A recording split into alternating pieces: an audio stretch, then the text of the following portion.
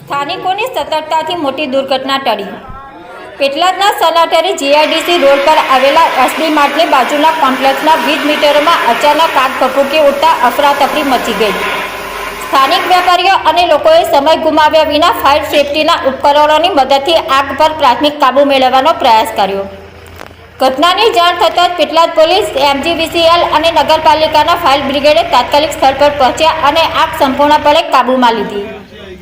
સદનસીબે કોઈ જાનહાનિ કે ઈજા થઈ નથી। આગમાં કેટલાક વીજ મીટરોને નુકસાન થયું છે, જ્યારે આગનું ચોક્કસ કારણ જાણવા તપાસ શરૂ કરવામાં આવી છે। સ્થાનિકોની સતર્કતાએ મોટી દુર્ઘટના ટાળી છે।